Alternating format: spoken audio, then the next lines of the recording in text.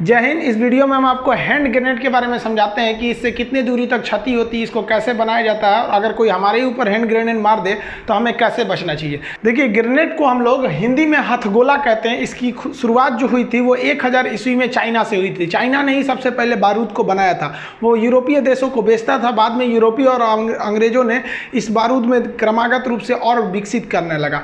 पहले के समय में जो ग्रेनेड थे वो इस तरह से डेवलप नहीं थे, बल्कि उसे एक छोटे से कटोरा टाइप का बर्तन होता था, उसमें भर के उसमें आग लगा के फिर फेंका जाता था, जिससे कई बार वो वहीं ब्लास्ट कर जाता था और फेंकने वाले की भी मौत हो जाती थी।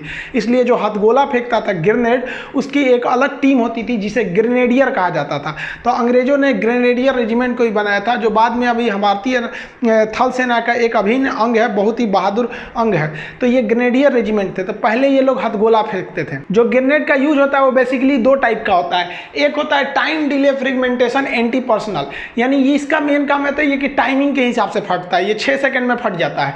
ये कितना भी 6 सेकंड से पहले कुछ भी करते रहिएगा, ये नहीं फटेगा। और एक होता है ना इम्पैक्ट ग्रेनेड, इसको टाइमिंग से कोई मतलब नहीं है, जब तक ये टकराएगा नहीं तब तक फटेगा नहीं। दोनों के अलग अलग यूज हैं। ज़्यादातर प्रयोग होता है आपका टाइम डिले का। तो पहले इसको हम लोग समझते हैं। इसे जनरली हम लोग शॉर्टकट में टाइम डिले ही बोलते हैं, इतना बड़ा नाम नहीं बोलते हैं। इसको मूवी वगैरह में भी देखते होंगे, इसे छील के फेंक देते हैं सब। टाइम डिले जो ग्रेनेड होता है, इसका जो बाहरी हिस्सा होता है, आप ये देख रहे हैं दानेदार बनाया गया है। इसे सिरेटेड कास्ट आयरन का बनाया गया रहता है। इसके बाहरी हिस्सा को हम लोग सेल कहते हैं, यानी बाहरी कवच। ये कास्ट आयरन का इसलिए बनाया जाता है कि जब ये ब्लास्ट करता है तो ये छोटे छोटे टुकड़ों में बढ़ जाता है, जो जिसकी रफ्तार गोली की तरह होती है और किसी के भी आंख नाक कान जहां भी घुस जाता है मांस फाड़ के निकल जाता है। इसलिए जहां ब्लास्ट करता है उतना एरिया तो क्षतिग्रस्त करता ही है। उसके बाद जो इसका सिरेटेड कास्ट आयरन का जो बाहर का सेल बना हुआ है वो और जबरदस्त हमला कर देता है। ये किसी भी ग्रेनेड का जो अंदर का लगभग 85% एरिया होलो यानी खोखला होता है, उसके 15% एरिया में उसका फायरिंग मैकेनिज्म होता है। इसको हम लोग अंदर से समझते हैं। आप बाहर वाला हिस्सा समझ गए। ग्रेनेड के अंदर का सिस्टम एकदम सिंपल होता है। अंदर एक स्प्रिंग होती है जिसे खींच कर ऊपर रखा जाता है। अगर वो स्प्रिंग नीचे गिर गई तो वो चिंगारी पैदा करेगी और अंदर ब्लास्ट हो जाएगा। अब इस स्प्रिंग को खींच के रखा जाता है और क्या किया जाता है ना कि इसके बाहर एक सेफ्टी पिन लगा दिया जाता है। देखिए ध्यान से, इसके अंदर जो स्प्रिंग को खींचा गया है, इस स्प्रिंग को बांध दिया जाता है ऊपर ले आकर। ये वाला जो बाहर से एक हैंडल टाइप का देख रहे हैं, इसे हम लोग कहते हैं स्ट्राइकर लीवर। इस स्ट्राइकर लीवर से अंदर वो स्प्रिंग जुड़ा होता है, यानी अगर आप इस स्ट्राइकर लीवर को खींच देंगे तो स्प्रिंग फटाक से नीचे गिर जाएगा। अब ये गलती से भी तो खींच सकते हैं, इसलिए इसे लॉक करने के लिए एक सेफ्टी पिन लगा दिया जाता है। ये जो सेफ्टी पिन होता है, जब तक ये अंदर रहेगा आप इसको खोल नहीं सकते हैं। जहां आप इस सेफ्टी पिन को खींचे, ये स्प्रिंग की वजह से है तो ये अपने से फेंका जाएगा, यानी आपका ये पिन लगा रहना चाहिए यहाँ पर। अब अगर पिन निकल गया तो फिर सेफ्टी खत्म है। ये निकलेगा तो स्प्रिंग टोटल नीचे की ओर गिर जाएगा। तो ये रिंग को हम लोग बोलते हैं सेफ्टी रिंग, और ये वाला जो लटक रहा है बाहर की ओर हिस्सा, इसको हम लोग कहते हैं स्ट्राइकर लीवर। देखिए, जो स्ट्राइकर लीवर होता है ये पकड़े रहता है स्ट्राइकर को। देखिए ये यहाँ पर जो यहाँ पे हल्का सा दिख रहा है ये स्ट्राइकर लीवर, ये तो सेफ्टी पिन हो गया यहाँ पर। ये स्ट्राइकर लीवर यहाँ पकड़े हुए है एक स्ट्राइकर को। ये स्ट्राइकर जो होता है ये क्या करता है, स्ट्राइकर को ऊपर खींच के रख दिया जाता है। ऊपर खींचने से क्या होता है कि यहाँ पे हम लोग स्प्रिंग लगा देते हैं। स्प्रिंग लगा देने से जितना आप इसको ऊपर खींचिएगा, इसके अंदर एक पोटेंशियल एनर्जी स्टोर हो जाएगी और ये क्या करेगा, स्प्रिंग चाहेगा कैसे भी हम नीचे चले आए। अब इसको खींच के क्या किया जाता है, ऊपर फंसा दिया जाता है इसी स्ट्राइकर लीवर में। अब यहाँ पे देखिए आप स्ट्राइकर लीवर में फंसा हुआ है। जैसे हम सेफ्टी पिन को खींचेंगे स्ट्राइकर लीवर फेंका जाएगा स्प्रिंग के दबाव से, और ये जैसे हटेगा, यही स्ट्राइकर लीवर था जो इस स्ट्राइकर को खींच के ऊपर रखा हुआ था। अगर वो चला गया तो ये सीधे स्प्रिंग इस स्ट्राइकर को क्या करेगी, नीचे फेंक देगी। तो स्ट्राइकर दो चीज़ों से जुड़ा होता है। स्ट्राइकर में लगी रहती है स्ट्राइकर स्प्रिंग जो उसे ऊपर खींची रहती है, और उसको फंसा दिया जाता है बाहर में स्ट्राइकर लीवर से। स्ट्राइकर लीवर ना निकल जाए इसलिए उसमें लिए एक दे दिया जाता है सेफ्टी पिन।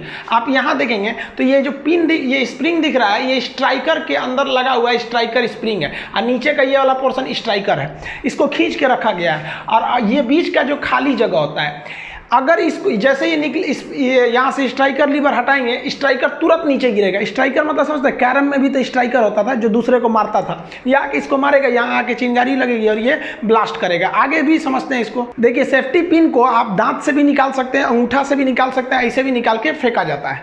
अब इसमें एक चीज़ है कि अगर आप सेफ्टी पिन को निकाल दिए हैं लेकिन स्ट्राइकर लीवर को पकड़े हुए हैं तो ये ब्लास्ट नहीं करेगा। क्यों नहीं ब्लास्ट करेगा कि देखिए सेफ्टी पिन का काम था स्ट्राइकर लीवर को रोक के रखना। आप सेफ्टी पिन निकाल के अपने हाथ से रोक के रखें तो आप इसको 10 साल भी पकड़े रहेंगे तो ये ब्लास्ट नहीं करेगा।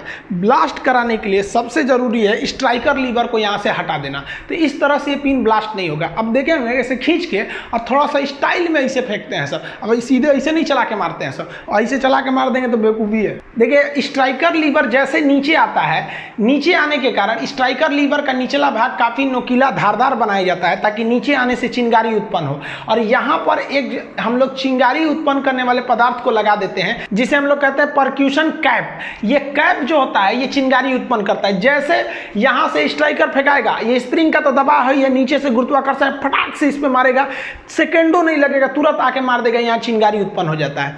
जैसे आप ये लाइटर में देखे होंगे गैस चलाने वाले में, आप पीछे से ऐसे ढकेलते हैं तो जाके आगे वो पत्थर पर टकराता है, हल्का सा चिंगारी निकलती है, गैस का चूल्हा जल जाता है। सेम वही मैकेनिज्म यहाँ है, लेकिन यहाँ समस्या क्या है कि अगर यहीं ब्लास्ट हो जाएगा ना ये परक्यूशन कैप पर ही, तो भागने का मौका ही नहीं मिलेगा। जैसे हटाएंगे और जैसे आपका स्ट्राइकर लीवर गया हो तो 1 सेकंड भी नहीं लगेगा, स्प्रिंग के दबाव पे फटाक से मार देगा। तो इसको रोकना है कि भाई साहब जो मार रहा है बम ना, उसको भी भागने का कम से कम मौका मिले। तो डिले करने के लिए यहाँ पर एक ठो डिले, देखिए केमिकल डिले लगा देते हैं। ये एक ऐसा फ्यूल होता है ना, धागे के समान होता है फ्यूल, जिसको जलने में काफ़ी समय लगता है। इसकी 2 खासियत होती है। ये जो ब्लू कलर का आप केमिकल डिले देख रहे हैं, इस पर ऐसा केमिकल लगा रहता है जो आग तो पकड़ लेता है, थोड़ा भी गर्मी पाएगा ना तुरंत आग पकड़ लेगा। अब यहाँ से ये टकराएगा इस पर परक्यूशन कैप पर तो चिंगारी उत्पन्न होगी, थोड़ा सा भी गर्मी में ये पकड़ लेता है तो आग बहुत जल्दी पकड़ता है, लेकिन धीरे धीरे जलता है। यानी थोड़ा भी गर्मी पाएगा आग लग जाएगा, लेकिन धीरे धीरे जलेगा। तो इसको जलने में 4 सेकंड का समय लग जाता है। तो यही जो होता है केमिकल डिले जो होता है, ये भागने का मौका देता है। इसीलिए जो मतलब बम फेंकने वाला होता है वो फेंकता है और सोचता है कि हम इधरे 4 सेकंड समय बिता दें, उधर की ओर ना जाए, इसलिए वो आराम से फेंकता है। इसको आगे समझाएंगे हम। तो ये केमिकल डिले हो गया। अब इसके बाद ये रेड कलर वाला देख रहे हैं, ये है आपका डेटोनेटर।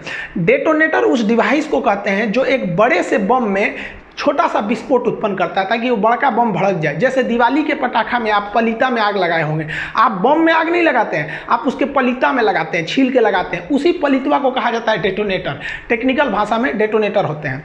तो वो ये डेटोनेटर है। ये क्या करेगा, थोड़ा सा आग लगेगा इसमें, ये थोड़ा सा ब्लास्ट करेगा तो इसके चारों ओर जो 85% खाली एरिया था उसके अंदर भरा था अमोनियम नाइट्रेट, वो पूरी तरह से ब्लास्ट कर जाएगा। तो 4 सेकंड ले लिया ये वाला प्रोसेस। तो यहाँ से यहाँ आने में 1 सेकंड लग गया, केमिकल डिले को जलने में 4 सेकंड लग गया, डेटोनेटर को जलने में 1 सेकंड लग गया, टोटल 6 सेकंड लग गए। डेटोनेटर ब्लास्ट करेगा तो इसके चारों ओर भरा हुआ है अमोनियम नाइट्रेट का वो बारूद भरा हुआ है, वो बारूद ब्लास्ट करेगा, ये पूरी तरह से ब्लास्ट कर जाएगा। ये बारूद को भरने के लिए यहाँ पर एक फिलिंग होल दिया रहता है। यहाँ आप देखेंगे नट की तरह दिख रहा होगा, इसको खोल के आप यहाँ से इसमें बारूद भर सकते हैं और फिर नट को टाइट कर सकते हैं। तो ये जो बारूद होता है ये अमोनियम नाइट्रेट होता है, यही बेरूत में ब्लास्ट किया है, जबकि नॉर्मल बम में हम लोग पोटेशियम नाइट्रेट का प्रयोग करते हैं। अमोनियम नाइट्रेट काफ़ी घातक होता है। जहाँ ये ब्लास्ट करता है वहाँ का जो 5 मीटर का एरिया होता है, 5 मीटर रेडियस में, वहाँ कोई नहीं बच सकता है क्योंकि उसका ब्लास्ट जोन है वहाँ जान ले लेता है। उसके बाद का जो 5 मीटर यानी अगला 5 मीटर यानी सेंटर पॉइंट से 10 मीटर का एरिया, वहाँ पर उसके जो छर्रा फेंकाता है, जो सिरेटेड कास्ट आयरन इस बम के बाहरी परत में लगाए थे ताकि वो बिखरे और लोगों के शरीर में घुस जाए, उन्हें जख्मी कर दे। तो 10 मीटर के एरिया में आप जख्मी हो सकते हैं। यानी ब्लास्ट करेगा ना, अगर पास में किया तो मरेंगे, दूर है तो बुरी तरह से जख्मी करेगा, आंखों फोड़ देता है। यहाँ आप देखेंगे कि ये जो स्ट्राइकर लीवर है, जैसे ही ये अलग होगा ये स्ट्राइकर पिन तुरंत जाके अटैक कर देगा इस परकेप्शन पर। इस परकेप्शन कैप्सूल को करेगा तो ये केमिकल डिले जलना चालू किया, इसके बाद ये आग लगा देगा। डेटोनेटर में एक छोटा सा ब्लास्ट होगा, ये पूरे ग्रेनेड को ब्लास्ट कर देगा। ये छोटे छोटे टुकड़े इसके बिखर जाएंगे जो गोली के समान घातक होते हैं।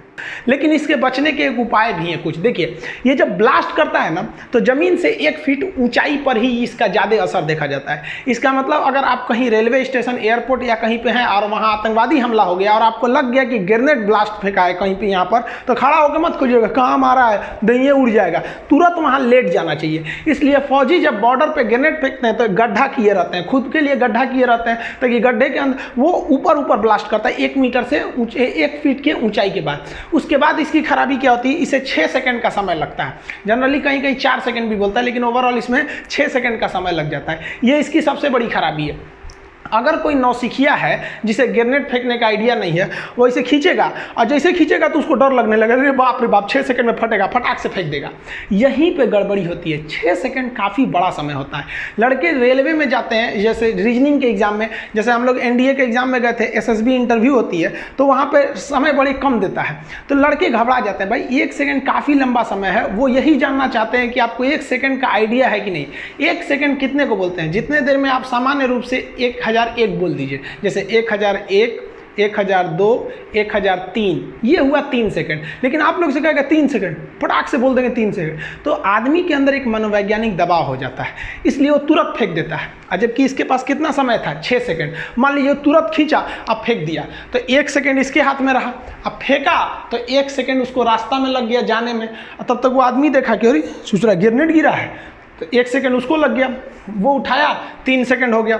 अब फिर वापस वो फेंका तो 1 सेकंड उसमें लग गया, 4 सेकंड, और उसके बाद 5वां से 6वां सेकंड जब भड़कने का था तो वापस आपके पास फेंक दिया वो आदमी। इसलिए कभी भी ग्रेनेड को फेंकना चाहिए तो उसको खींचकर और प्रॉपर जो उसके अंदर का केमिकल डिले है उसको भड़कने का इंतजार करना चाहिए। इसलिए आराम से खींच के और उसके बाद से गिनना चाहिए 1001, 1002, 1003, तब फेंकना चाहिए। अब इतना फुर्सत तो है नहीं, इसलिए वो उसको ना ऐसे लुका के फेंकते हैं लोग, ताकि टाइमिंग इस तरह से जाने में ज़्यादा लगे। और इसे फेंक देगा टिप के, इसे ना तो सोचा पहले ही पहुंच जाएगा, उठा के फिर से वापस मार देगा।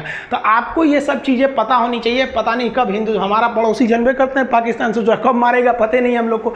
तो हम एक मूवी में भी देख रहे थे जिसमें ताज होटल पे हमला हुआ था, तो ग्रेनेड फेंक दिया तो लोग देख रहे हैं, अरे भाई फेंक दिया, उठा के वापस फेंको तुरंत, वहाँ से कहीं भी फेंको, वहाँ पे कहीं नहीं मिल रहा तो हवा में तेज उछाल दो कि ऊपर जाके ब्लास्ट हो कहीं पे। कि इससे बच के रहना चाहिए। जो 6 सेकंड की समस्या थी उसे खत्म करने के लिए एक अलग टाइप का ग्रेनेड का आविष्कार किया गया, जिसे कहते हैं इम्पैक्ट ग्रेनेड। ये ग्रेनेड टाइमिंग के हिसाब से नहीं फटता है, बल्कि झटका, यानी इस पर इम्पैक्ट लगेगा तो ही फटेगा। जैसे आप इसका सेफ्टी पिन निकाल देंगे और इसका जो ये आपका स्ट्राइकर लीवर अगर अलग हो गया तो आप इसको लिए रहिए, दिन भर नहीं भड़केगा। और जैसे पटक दिए भड़क जाएगा। और इससे पहले वाला जो टाइम डिले ग्रेनेड था उसको पटकने से नहीं था, उसको 6 सेकंड में फटेगा वहाँ पे, तो ये पटकने से फटता है। तो इसकी एक समस्या क्या है कि इसको जोर से पटकना पड़ता है। अब जोर से पटकिएगा तो हाथ में कितना दम होता है, वो भी लड़ाई के मैदान में आपको कोई कंपटीशन कर रहे हैं कि हमको जोर से फेंकना है, कहीं इधर से गोली चलती है, दुनिया भर का कहीं कहीं से गोली चलने लगती है। तो इसकी समस्या को दूर करने के लिए इसी इम्पैक्ट ग्रेनेड का के लिए लॉन्च करने के लिए एक अलग से ग्रेनेड लॉन्चर बनाया गया है। ये बंदूक जो होती है ना, गोली नहीं चलाती है, ग्रेनेड चलाती है। इसमें ग्रेनेड को भर दिया जाता है और दूर से मार दिया जाता है ग्रेनेड को। अब इसमें जो ग्रेनेड भरा जाता है वो ये वाला नहीं भरा जाता है, देखिए इम्पैक्ट ग्रेनेड ही भरा जाता है, बस उसकी डिजाइनिंग थोड़ी अलग होती है जो इसमें भर दिया जाता है। और इसको मारिएगा ना तो इसमें बंदूक जैसे फेंकिएगा तो इसमें क्या होता है, जैसे बंदूक उसको फेंकेगा तो उसमें स्पिन होने लगेगा, नचने लगेगा और खूब जोर से नचते हुए जाएगा। वह जैसे नचते हुए जाएगा उसके अंदर का डेटोनेटर स्टार्ट हो जाएगा, जैसे ब्लास्ट कहीं टकराया तो वहीं पे ब्लास्ट हो जाता है। तो ये हो जाता है आपका ग्रेनेड लॉन्चर हो जाता है ये। तो ये काफ़ी मदद करता है इनडायरेक्ट फायरिंग में। आप एनसीसी वगैरह किए होंगे तो वहाँ 2 तरह की फायरिंग दिखाता है, डायरेक्ट फायरिंग यानी इनडायरेक्ट फायरिंग। डायरेक्ट फायरिंग में सामने दुश्मन होता है, इनडायरेक्ट में वो किसी दीवार के पीछे है या किसी कमरे में घुस चुका है, तो उसमें क्या करिएगा, वहाँ पे घुस के मारिएगा, जाए आराम से ग्रेनेड निकालिए। टाइम डिले है तो कोई दिक्कत नहीं, नोच के इंतजार कीजिए, हाँ 2-3 सेकंड हो जाए, आधा सेकंड पर पास हो जाए तो इसे कमरे में फेंक दीजिए जा। यहाँ पे यही होता है ना इनडायरेक्टली फायरिंग में, या दीवार के उस पार है तो नोच के इसे फेंक दीजिए। तो ये इनडायरेक्टली फायरिंग में काफ़ी मदद करते हैं ग्रेनेड। ग्रेनेड का हम आपको टोटल मैकेनिज्म बता दिए, लेकिन ये नहीं बताएं कि इसके अंदर जो ब्लास्ट करने वाला अमोनियम नाइट्रेट है वो कैसे बनता है। अमोनियम नाइट्रेट बनाने की विधि क्लास 11th का लड़का भी अगर केमिस्ट्री पढ़ा है तो अमोनियम नाइट्रेट बना पाएगा, हम इसको पूरी तरह से नहीं बताएंगे। एक्चुअली होता है क्या कि आप लोग को लगता है कि हम आपको आतंकवादी बना रहे हैं। अरे भाई आप कुआं के मेढक हैं, आपको कुछ नहीं पता है। इजराइल एक ऐसा देश है ना जिसके हर एक नागरिकों को सैनिक की ट्रेनिंग दी जाती है, उसके हर एक नागरिक को बंदूक चलाना आता है, तोप चलाना आता है, ग्रेनेड चलाना आता है। यही नतीजा है कि इजराइल जैसा छोटा देश 6 दिन में पूरे अरब देशों वालों को हरा दिया था, क्योंकि वो अपने देश वालों को पूरा सच्चा सिपाही बनाना चाहता है। और हम लोग क्या चाहते हैं, आप लोग कहते हैं कि सर हमको ग्रेनेड सिखा रहे हैं, आतंकवादी बना रहे हैं। अरे भैया तो तुम वही पढ़ो, अली बे ते अब पठती पठत पठावा अब बा ब्लैक शिप। हमारे देश का हर एक बच्चा सिपाही होना चाहिए, क्योंकि हमारा देश जो है ना दोनों ओर से दुश्मनों से घिरा हुआ है, इधर चाइना, एक और पाकिस्तान, एक और चाइना। क्योंकि आने वाले समय में जब कभी युद्ध हो तो पूरी दुनिया देखे कि किस तरह भारत का बच्चा मारा था चाइना और पाकिस्तान को। लाहौर तक दौड़ा के मारो उसको, वहां बीजिंग तक। कैसे मारिएगा, बनाने आता है, ये रहेगा तब तो मारिएगा। यहाँ पर हम यही चाहते हैं कि हमारे देश देश का बच्चा बच्चा देश के प्रति सोचे, और जब देश की जरूरत पड़े तो ऐसा नहीं है कि केवल फौजी जाके वहां शहादत देंगे। अपना इतिहास के स्वर्णिम अक्षरों में जब ये बात लिखी जाएगी कि जब पाकिस्तान और चाइना ने एक साथ भारत पर आक्रमण किया था तो भारत की महिलाओं ने घर में बारूद बनाया था और अपने भाइयों को दिया था, माथे पर विजय तिलक लगा के। मां ने बोला था कि सीने पे गोली खा के आना, पीठ पे गोली खाओगे तो तुम्हें मैं बख्शूंगी नहीं, अपना बेटा कहने से इनकार कर दूंगी। आएगा तब ना। क्या इस देश को बचाने की जिम्मेदारी केवल 13 लाख सिपाहियों की है? हमारा कोई फर्ज नहीं बनता है यहाँ पर? आप कहते हैं कि हम आपको भाई ये आप जानिए, आप कुआं के मेढक हैं, आपको नहीं पता है। हम बस यही चाहते हैं कि जब चाइना और पाकिस्तान यहाँ हमला करें तो उनको पता चले कि ससुरा हमको लगता था 13 लाख फौजी है, यहाँ का 130 करोड़ जनता फौजी है। आप भले हमें आतंकवादी कर लीजिए लेकिन मेरा देश आगे रहना चाहिए। तुम सब राम बन जाओ, मैं रावण ही ठीक हूँ। सॉरी आप लोग बुरा मत मानिएगा यार, कुछ लड़के ऐसा कमेंट कर देता है ऐसे कि हम आपको आतंकवादी बनाना चाहते हैं। हम काय को बनाना चाहेंगे? पढ़ा लिखा आदमी सब चीज का समझदार होता है। अब्दुल कलाम ने भी क्या कहा था कि बड़ी मिसाइलें शोपीस बन के रह जाती हैं, युद्ध में हमेशा छोटे हथियार काम आते हैं। तो आप क्या करिएगा? हम लोग तो बचपन में बड़ी शौक था हम लोग को भी कि हम लोग फौज में जाएंगे। एनडीए से हमको छांट दिया, मेरा हाथ टेढ़ा है यहाँ पर। 13 साल की उम्र में हम पहली बार राइफल चलाए थे, हमको सिखाया था सुनील सर ने। वो राजपूत रेजिमेंट के काफ़ी अच्छे सोल्जर थे, हम लोग एनसीसी जब किए थे तो उस समय से हम लोग थे। आज भी कम से कम देश को जरूरत पड़ेगा तो इतना तो है ना कि भाई हम लोग एज एक फौजी की तरह लड़ सकते हैं। उतना नहीं लड़ सकते हैं लेकिन हम लोग को ट्रेनिंग देने का जरूरत नहीं पड़ेगा। तो देश के प्रति आप लोग भी सोचिए। भारत की एक समस्या है कि इतने बड़े देश के लोगों को, इतने लोगों को वो सैनिक ट्रेनिंग नहीं दे सकता है। लेकिन अगर हमारे पास पैसा रहता ना, देश के पास इतना संपन्न रहता तो हर एक लोगों को ट्रेनिंग दे देता। फिर हम लोग देखते कि कैसे कहीं आतंकवादी हमला हो जाता, क्योंकि यहाँ का हर बच्चा वहाँ पे, तब कमांडो बुलाने की जरूरत नहीं पड़ती। यहाँ पे बच्चा बच्चा कमांडो होता, क्योंकि हमारा देश है चारों ओर से दुश्मनों से घिरता जा रहा है। इधर नेपाल दुश्मनी करना चाह रहा है, उधर बांग्लादेश, धीरे धीरे सब अपना अपना तेवर बदल रहे हैं सब। तो हम दूसरे को क्या समझाएंगे? बारिश होती है तो खुद का छाता लगाना चाहिए। यहाँ पर हर बच्चे को सीखना चाहिए अपने देश के लिए। केवल सिपाहियों की जिम्मेदारी नहीं है कि जो बॉर्डर पे जाके शहीद होंगे, हम लोग कब काम आएंगे। खैर, ये सब बातों को आप ज़्यादा दिल पे नहीं लीजिएगा। एक्चुअली कभी कभी आदमी बोल देता है। देखिए, ये एटम बम भी होता है ना, इसके बारे में ये भी ब्लास्ट करता है तो इसकी भी कुछ कमियां हैं। एटम बम से भी लोग बचे हैं, हिरोशिमा में भी बचे हैं, नागासाकी में बचे हैं। इसका मैकेनिज्म भी आपको समझा देंगे। बुलेट प्रूफ जो जैकेट होता है, ये भी जो होता है गोली को कैसे बचा लेता है, कैसे ये गोली को टुकड़ों में तोड़ देता है बुलेट प्रूफ, इसका मैकेनिज्म भी हम आपको समझा देंगे कि किस तरह से आपका परमाणु बम से भी बचा जा सकता है। आप देख रहे हैं कि केरल में विमान दुर्घटना हो गई है, उसके बारे में हम आपको बता देंगे फर्दर वीडियो में। एक्चुअली इन्वेस्टिगेशन अभी पूरी आगे तक नहीं पहुंची है, ताकि पता ही नहीं चल पा रहा। अभी हम बस यही बता सकते हैं दुर्घटना हुआ क्यों है, मतलब दुर्घटना हुआ है, लेकिन अगर उसके अंदर का पूरा डिटेल के लिए थोड़ा सा वेट करना पड़ेगा। मिलेंगे नेक्स्ट वीडियो में, तब तक के लिए जय हिंद।